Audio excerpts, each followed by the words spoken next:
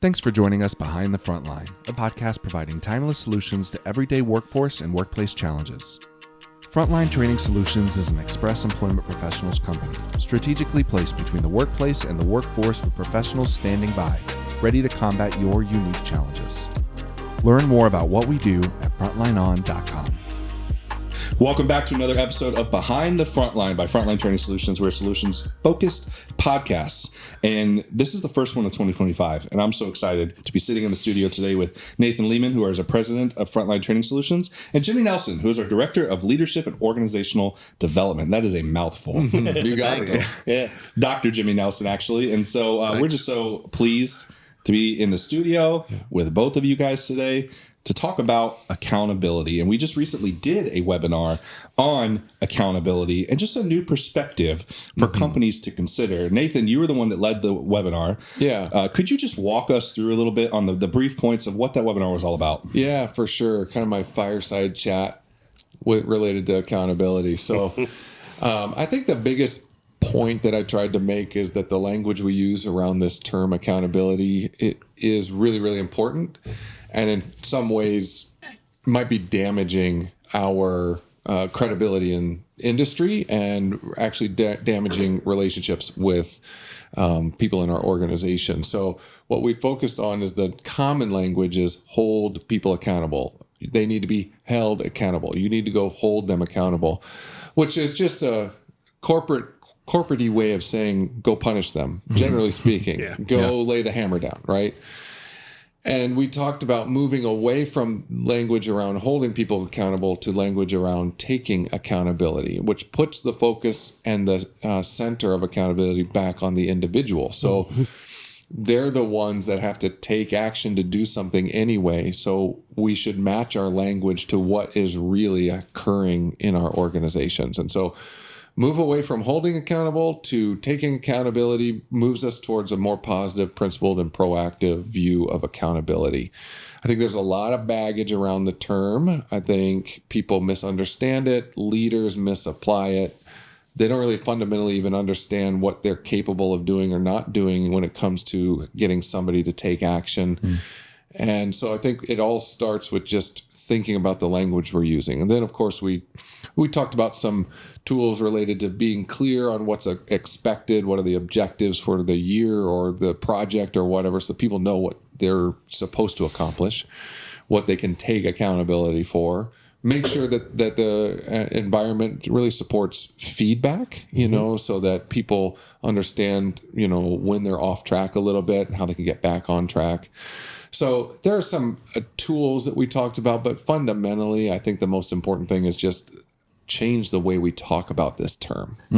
Yeah, so I read recently that taking accountability is more really looking at a good look at your performance or behaviors, taking feedback to make necessary adjustments for the overall team or business to succeed. Would you agree with that statement? Yeah, I would. And I would say, it starts with being willing to see things that are hard to look at sometimes.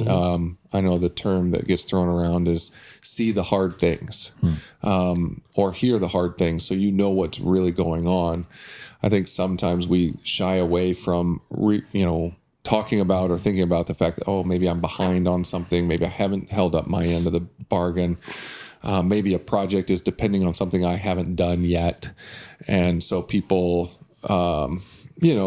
sometimes look away from that or don't pay attention to it. And I think the more feedback is in the system, as it's focused on seeing what's actually happening and what's supposed to be delivered, the more I think we're going to get to a place where people are taking accountability proactively. Yeah, and I think you said yesterday, too, something about being the awareness of accountability, too, the awareness that I'm responsible for creating the environment to get other people to take that that accountability. I think that's an important thing, too, because it's tough. When you take accountability for something specific, feedback's probably going to come your way. And that's not an easy thing to do a lot of times, is accept that feedback, because it sounds like criticism sometimes.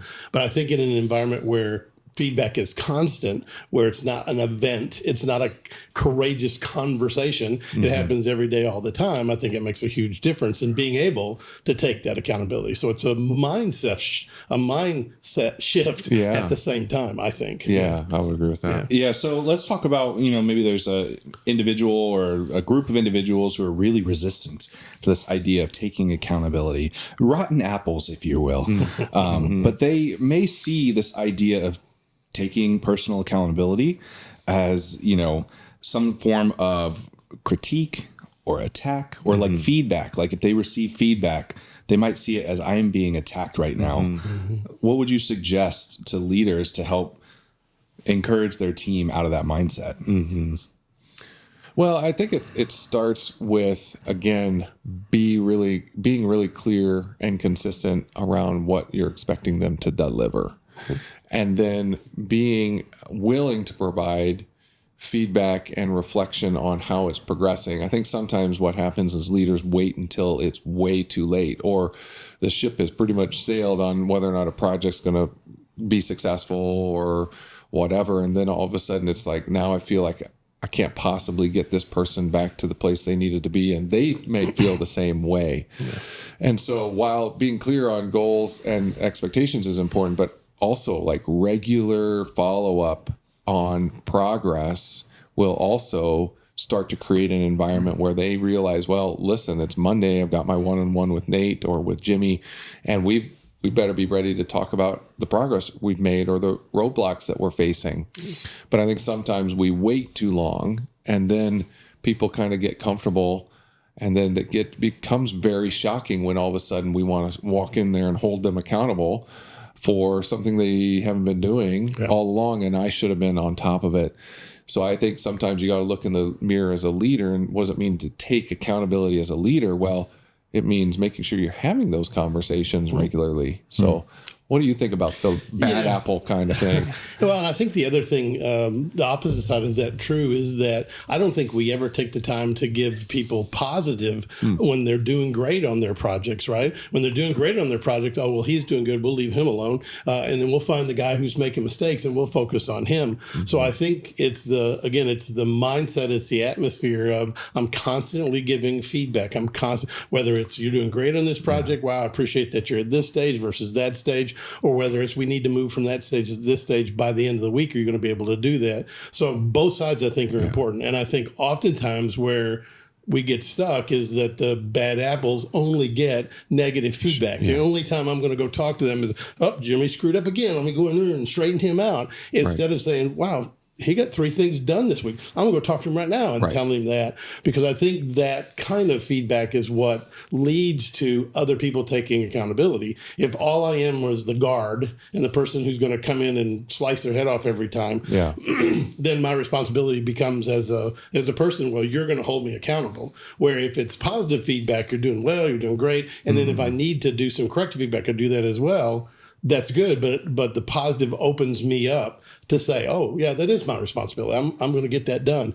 I don't want him to come in here and say anything bad. I want him to say something good next time. Let me get that finished. So I think oftentimes we as leaders set up bad apples to be bad apples because we don't give them the right kind of feedback, the right kind of accountability. Or even if I were on your team and I know, Jimmy's coming my way, like all of a sudden walls up. Oh yeah, absolutely. I'm fearful now. Like because Jimmy only comes. What is it now, right? Yeah, it's like, oh, you have to go to HR. Oh, geez, now I'm dreading go to. Yeah, right. We can't do that. We've got to change the environment where feedback is feedback. So it's constant. I'm not waiting until the week before to do. All along the way, I'm giving supportive feedback or positive feedback, and then if I need to give some directive feedback, I do that as well. So it's all kind of in the mix. I think it's interesting because where my mind kind of went when you start talking about positive feedback, and we even mentioned that in the webinar, that 33% of people feel like they get enough recognition or positive feedback. So a whole lot of people aren't. I think when you start to foster that side of the equation, because you're right, it's easier to think about, well, something's wrong, I need to go correct it. It could start the engine of intrinsic motivation on their side. Now all of a sudden it's like, to your point, I am responsible or accountable for this thing, and I need to take action. And in fact, I kind of like it when Jimmy gives me positive feedback. So maybe I'll do this. And Jimmy will give me positive feedback. That's exactly and it right. becomes this interesting engine, almost a flywheel that starts turning. But at first, it can be hard to get that thing moving. It is. But being balanced is so important. Yeah.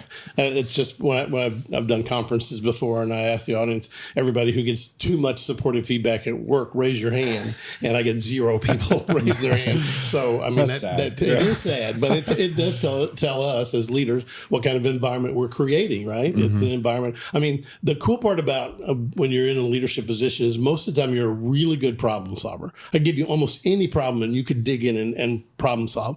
Unfortunately, our employees become problem solver things, things I need to solve the problem when they have problems, instead of seeing them as somebody who's capable and accountable. And so I'm going to go and give them some positive as well. So I think oftentimes our focus is on fixing instead of leading. Yeah. So when it comes to this idea of positive feedback, like you mentioned, it's essentially what you're saying is praise. Mm-hmm. So praise and recognition. Specific, right? Yeah. It has to be specific, but yeah. Yeah. What are some tips or tools you have for business leaders? Because you mentioned 0% so that they do that or have received Too that. much. That's right. But obviously, it's important for the workplace. Yeah. Mm-hmm.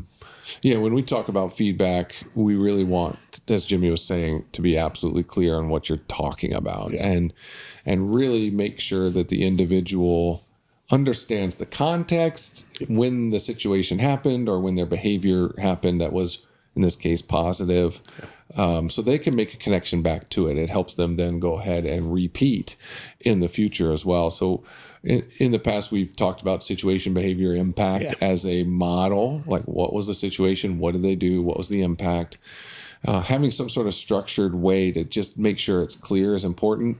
Beyond just saying, hey, great job yesterday, Jimmy, and then you move on. Right. Yeah. That might feel good for a second, but then Jimmy's going to ask, oh, what did I do that was so good yesterday? Right. I think I know. I was just in the bathroom and just beat somebody up. Oh, okay, good job. I can do that again. Yeah, what does that mean? Like, let's get a little bit more specific. Yeah. So, and I think that specificity, when you're really specific on what they're doing right, again, drives that internal accountability. Because when I know I'm doing a good job and when I'm doing the good job, then that internally motivates me. I don't have to have Nate tell me something I know what the corrections need to be. Mm-hmm. So I think oftentimes when we get out of balance, that's when we have people that we have to hold accountable, when we should be creating an environment so that people can hold themselves accountable. That's kind of thing. Yeah, with that supportive, positive feedback. So let's say, just, devil's advocate here. What if the person is not self-aware enough to understand what they did was wrong? Mm-hmm. Yeah, well, when we talked about accountability in the webinar, we also said there's a time and place to manage performance and to address underperformance in an appropriate way. Most organizations have some formal way of doing that. Human resources is a great resource for that. Make sure you know what needs to happen when you're seeing consistent underperformance. You could try, and if you're given that feedback and they just don't see it, it could be just not the right fit, in the organization or in the position. And we have to make different choices at that point. So I think one of the things that I really want to emphasize when we talk about taking accountability, we're not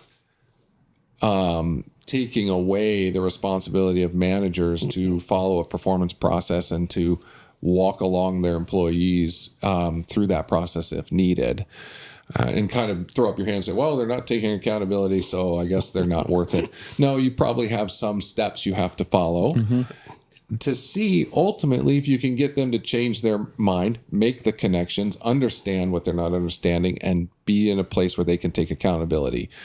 If you can't get them there after you've tried, then you have a different decision to make. So you mentioned, I don't want to breeze past this too quickly, but you mentioned SBI's situation, behavior, impact model, which we can do. And if you want to know more about that, please reach out to Frontline. Somebody can help walk you through what that looks like. Absolutely. But we also talk a lot at Frontline about coaching. And so how do you feel like coaching would apply to helping your team kind of shift that mindset to taking accountability? Well, remember that coaching is designed to improve a skill. I mean, that's what you coach for. You coach another person to improve a skill. So if there's a skill that they're lacking to do their job or something, then coaching should jump right in. I think sometimes people get confused that coaching is the end-all, be-all to everything, and it's not. Coaching is designed specifically to say, you're the quarterback, that last pass didn't go good. What do we need to do to make sure that the next pass goes better? So that's the coaching kind of focus. And so the accountability piece of that is that I've done everything I can to teach or train or whatever that person so that they have the skills to do the job. Now, if I'm clear on expectations of exactly what they should do, I know they have the skills. Well, now when I put that together, now I can give feedback, positive feedback or negative or disruptive feedback based on how they perform. So if you watch a football coach on the side, all he's worried about is tackling, grabbing the ball, throwing the pass, right? That's all he's really worried about, winning the game by doing those things. So when the employee, when the football player comes aside, if they did great, he gives them a high five. If he doesn't, he smacks them in the back of the head or whatever. And so again, it's constant feedback about the skill. So coaching is really about skills, and feedback can be a pretty broader range. If that makes sense. Yeah, just to build off of that too, coaching skills, it's themselves. We'll talk about, listening well and asking more questions than making statements, open questions to invite a conversation in. I mean, there's some fundamental coaching skills that I think all leaders need to have to some degree or another. I also want to marry that with, because I think what Jimmy said is right, it's not the end all be all of everything. I want to marry that with an understanding of how people grow and develop when it comes to skills. If somebody's brand new to a skill, and we've taught and used situational leadership from the Ken Blanchard organization, just this idea of when you're brand new to something, you actually need somebody to tell you exactly how to do something. Right. As you've started to demonstrate competence, now the manager needs to not be so directive and say exactly how to do it. Now they need to be a little bit more supportive because they trust that there's competence there.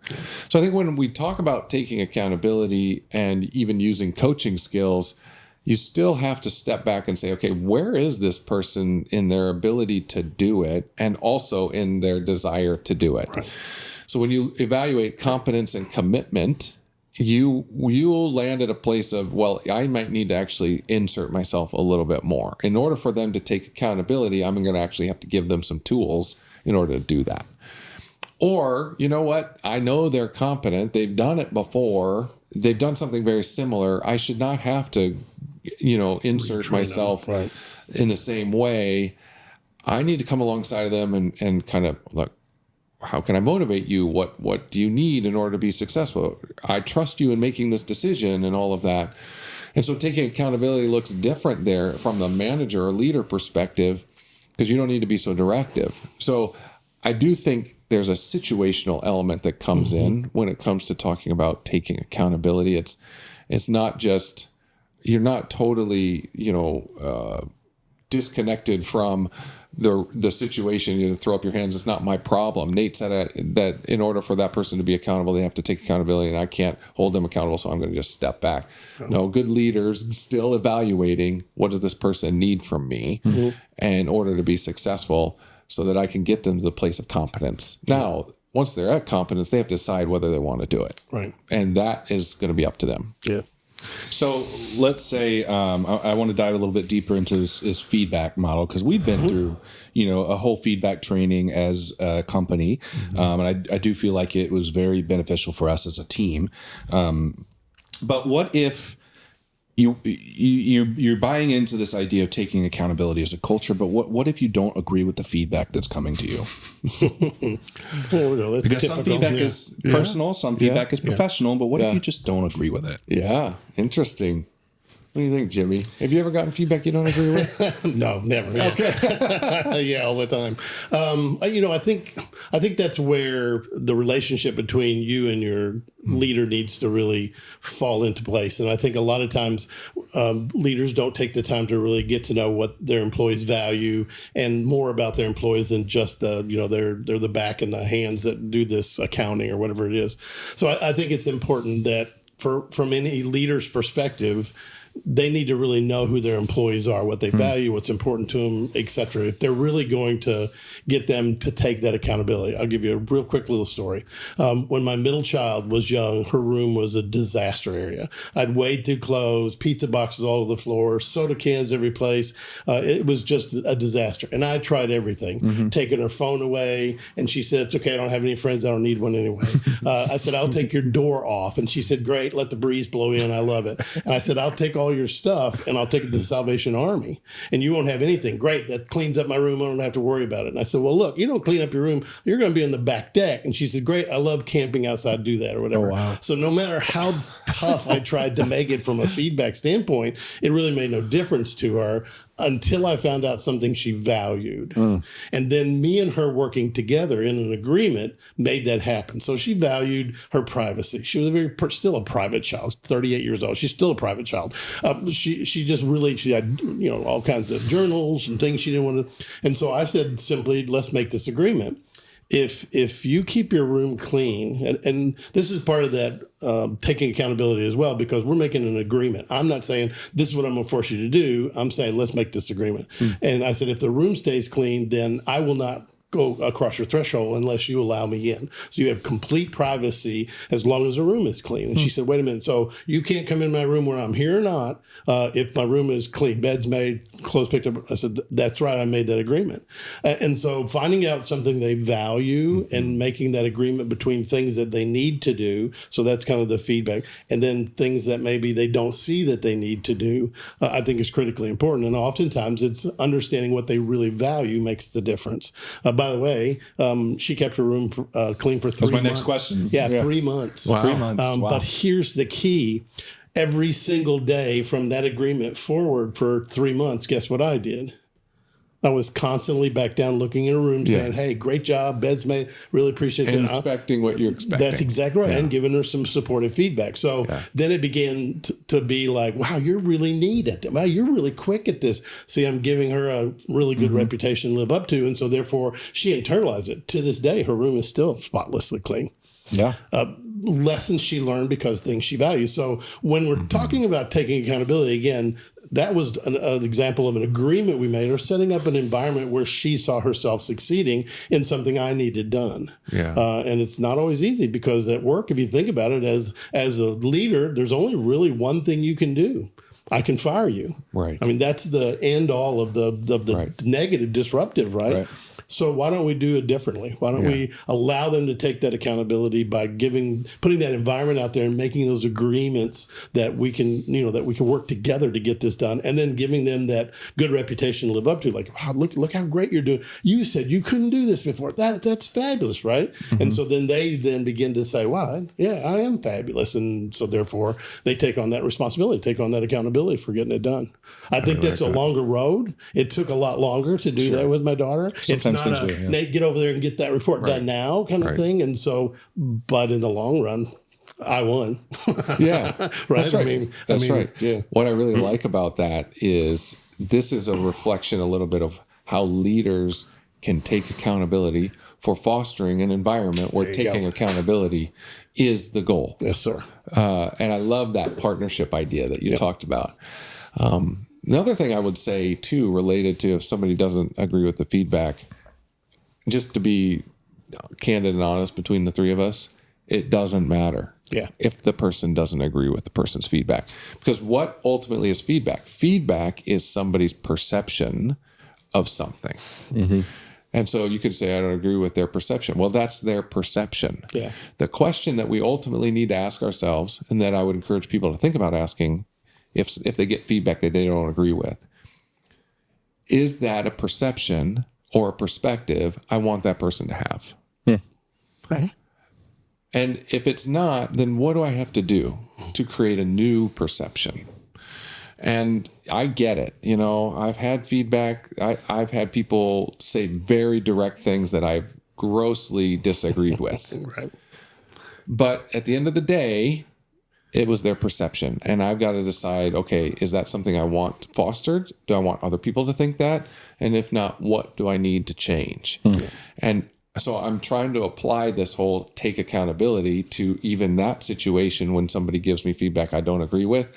How do I take accountability for this? And I would even add on top of that, if one person gives you feedback and says, this is what's going on, surely you have other people around you that can give you validating or non-validating feedback. So you could go to another one of your coworkers or friends and say, tell me about how I operate in meetings. That's good. So instead of like just taking it and internalizing it, go and seek feedback out. Yeah, look for additional feedback. And if if your boss says this is the way I see it, okay, you got to think, okay, that's his or her perspective, so I've got to value that. But I'm also going to go find out from my coworkers and other people I work with. Tell me about how I do relationship with you. Well, you know what? Sometimes you're standoffish. Well, that's what my boss just said. Okay, good. So it validates maybe some of that where I didn't think that about myself, but when I've had 2 or 3 other people actually. Now I got to be careful because I'm not going to go to my best friend and say, my boss thinks I'm blah, blah, blah. You think that's true? Exactly. Oh, no, that's not true. Right. No, I'm going to ask for honest feedback and say, tell me about how I operate in meetings or whatever the feedback is, and see if I can get some other perspective. And what normally happens, and this has happened to me a couple of times as well, is once I go and talk to people, it's like, oh yeah, he wasn't spot on, but yeah, it's something like I may need to work on. There's an opportunity there. That only happens in a healthy environment where people can give each other that kind of feedback without fear of reprisal and all of that. So I love the idea of going and getting another perspective. I really like the idea of don't ask your best friend who's going to tell you exactly what you want to hear. But in order for them to be able to be honest about that, you're probably in an environment that's already been fostering this kind of feedback for a while. The benefit of creating more feedback in the system and the higher trust that comes with that is that when you have those situations, those conversations, you're getting closer to reality and getting what people really, what their real perspective is, so that you can better understand exactly where you can focus. Yeah, because oftentimes we can't see how we lead. Our subordinates or people that work with us or for us, we can't see how we lead. And so that feedback's critical if I'm going to be a better leader, right? And so I need to gather it from several. My boss maybe give me some, maybe my employees give me some, maybe coworkers give me some. So I'm kind of raking in that feedback all the time. And so that way I'm more aware because, again, since we can't see ourselves lead, we need feedback that leads through that. And that's all the way back, circling back to that taking accountability for yourself and how you lead and how you accept feedback and how you operate, right? So that's back to me being interested in me getting better, not me being interested in, well, how do I improve these 3 people on my team?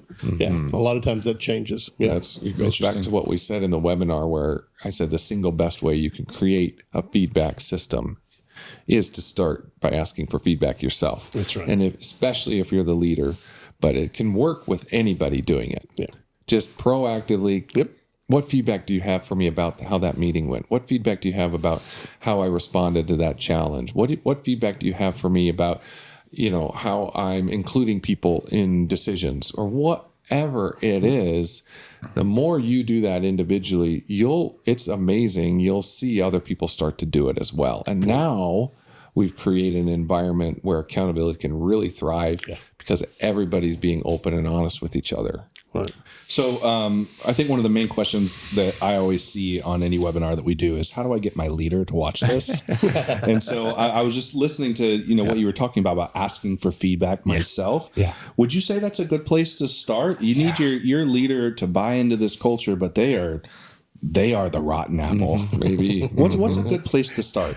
Yeah. Well, I always like to think, what can I reasonably be accountable for? And there's very little in my life that I can really seriously take accountability completely for other than my own behaviors. So I got to focus on, okay, I want more feedback. I'm going to start asking for feedback. Right. I want to be a person that's known for, I want more recognition. I want more positive recognition. I'm going to start giving recognition more. So it's counterintuitive a little bit because we want to wait. Like, when my leader starts giving me more recognition, I'll start giving more recognition. Yeah, that's right. And it actually is the other way around. It probably won't start unless you start first. And again, you have control over what you do. Yeah. And I always like the managing up idea. So what my responsibility is, if I'm managing up, is I need to start building a relationship with my manager so that he can start or she can start giving me feedback. So I'm gonna talk to them and get to know them a little bit more, find out what's important to them, what they value, and kind of begin to build that relationship, especially if they're a person who's like, this is silly. I'm just going to tell you what you're doing wrong every day. Fine. So let me find out more about you, and then start asking for more of it, and say, well, okay. So I see that I didn't finish this on time or whatever. Was there anything that worked out that you did like? So now I'm asking for supportive feedback. Well, yeah. I mean, half of the thing was good. Thank you very much. Half the thing was good. I got that. Other half I'll start working on, and so then I can go and do that. So again, my responsibility, whether I'm leading a group of people or I'm leading up to my boss, is the same thing, right? It's building that relationship and figuring out, how do I take personal accountability for what it is I want to accomplish?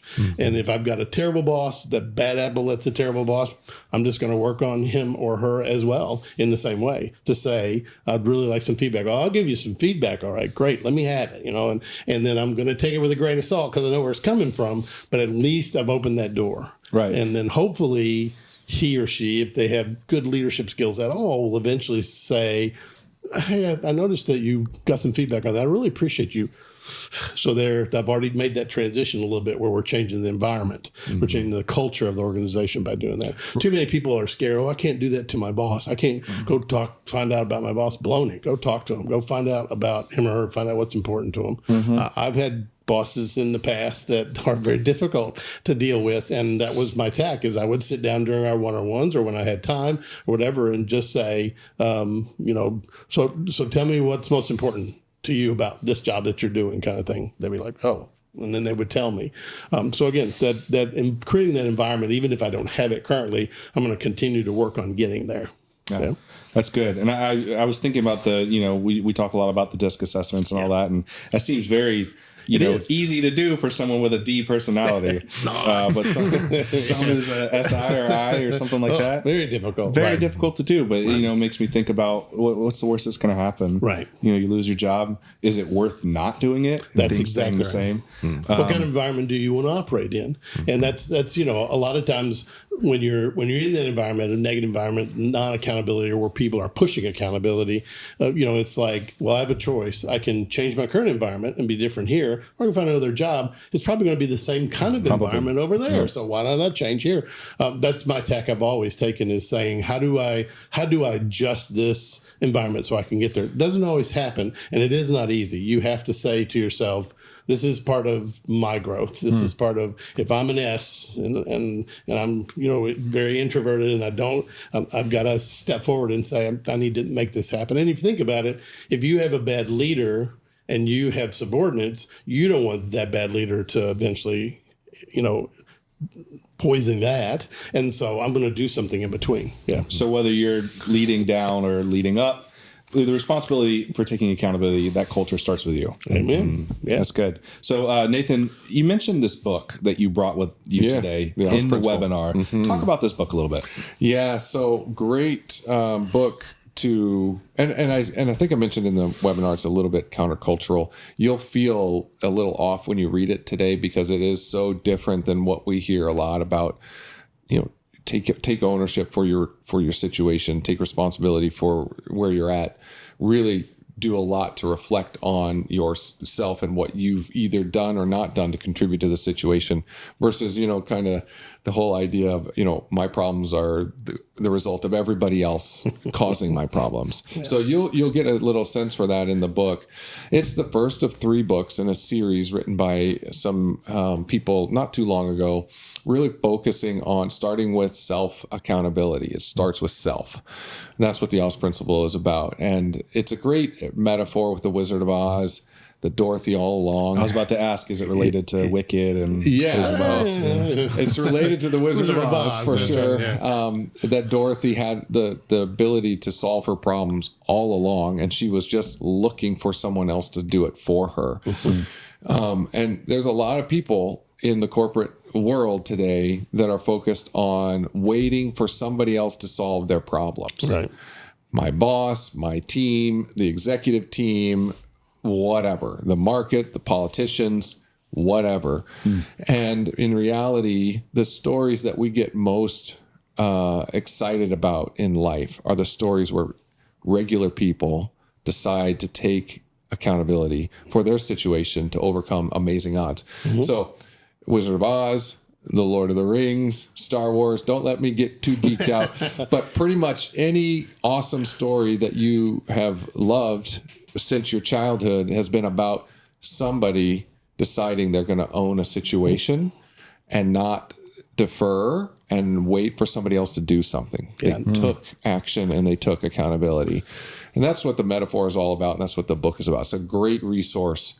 The second in the series is called Change the Culture, Change the Game. And it's about how you can take accountability and, as Jimmy was already saying, to really shift the culture of an organization.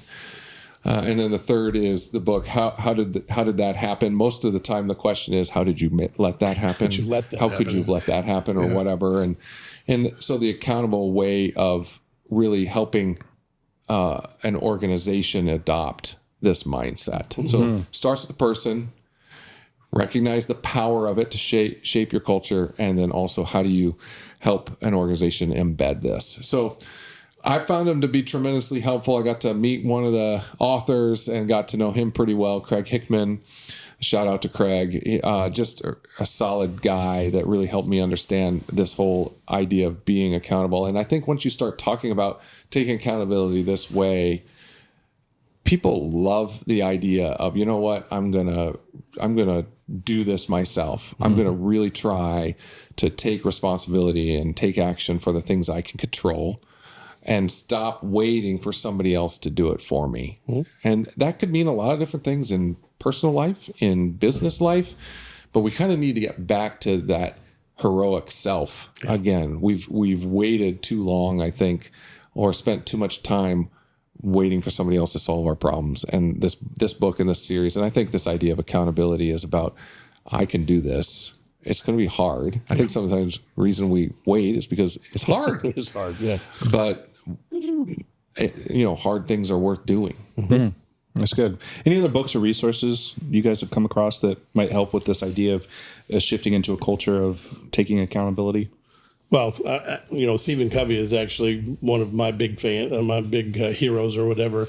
So he's got a lot of information in there about a circle of control and circle of influence and whatever. Those are good things to look at as well, because back to what Nate was saying, sometimes it's very hard. I'm a middle management person in the middle of a giant corporation. How am I going to change the culture here? And so oftentimes when in Covey's work, when they talk about focusing on your circle of influence, as you focus more on that, it grows and grows in your circle of concern. Things that you can't handle, executives and the business or whatever, go farther and farther away. So you can be a huge influence inside organizations just by changing the way that you operate, the way that you, and the good part about it is once you start doing that, people will notice. I mean, people will gravitate towards you and say, how are you doing that? What are you? Yeah, right. So it does. You don't have to be a top exec or a business owner or whatever to make this change. Middle managers can do it and dynamically change the way their team operates, and you'll be known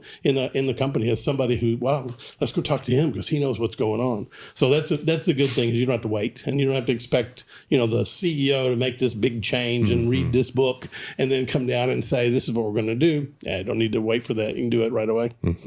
That's really good. Yeah. Any final takeaways? I think my biggest takeaway would be try.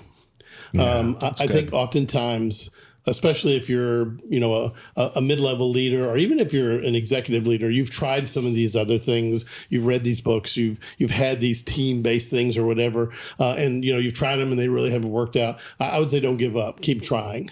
I think resiliency in this kind of world is really important, because if you're resilient and you don't stop, you don't let those outside influences change the way things that you value, then I think you can make a long, but you got to start. And it's just Start by giving positive feedback to your team if you've got one. Start by giving positive feedback to your coworkers if you don't have a team, or your boss if you don't have a coworker. Start someplace and just see if that makes a change for you. Whatever feels like it's starting making a change, do more of that. And then gather feedback. So again, start gathering feedback. Ask the people that are closest to you. That'll be easiest because they'll lie to you.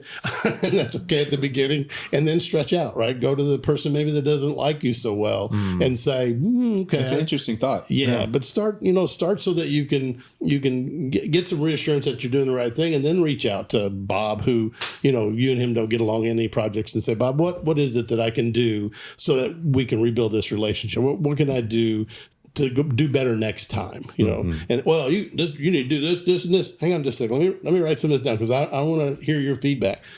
It's going to change the way Bob works with you.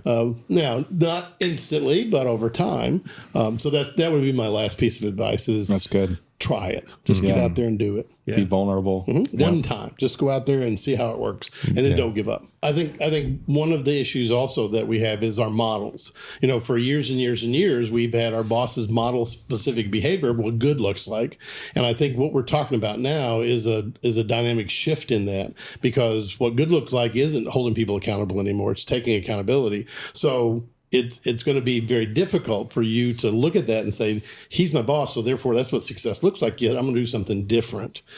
And so oftentimes when I talk to supervisors about this, what they say is, but if I can just do something small, then maybe that will not only change my folks, but also change everybody else. And then I will be the model moving forward. And I think that's what I like to teach more than anything else to our leaders, is that you can be the model for the future.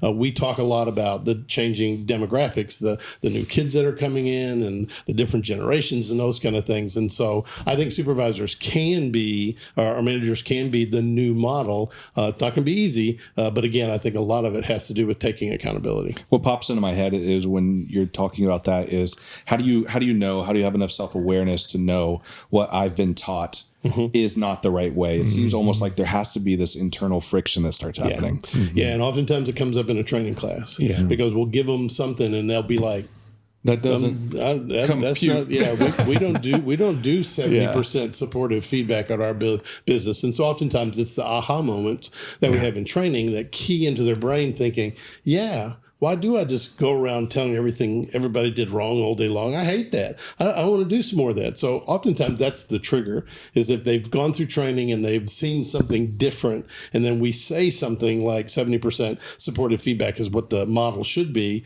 and then it hits them, like, wow, that's true. And so how to make that happen? So a lot of times that's the point, because people need an outside perspective to realize that what they've learned, the model they've grown up under, may not be healthy, may not be the right way to do it. Yeah. Which is why it's so great to do what we do in helping organizations maybe see a better way, and leaders to understand that there are different ways to do this. Yeah, I had a gentleman, a supervisor who's been a supervisor for 26 years. At the end of our first session together, said, what's your biggest takeaway? And he said, I guess my biggest takeaway is 26 years I've been doing it wrong. And it was like, no, you haven't been doing it wrong. No, all wrong. I'm just asking you to tweak it a little bit or whatever. But for him, it was a realization that really that's the way that's not the way it was shown me.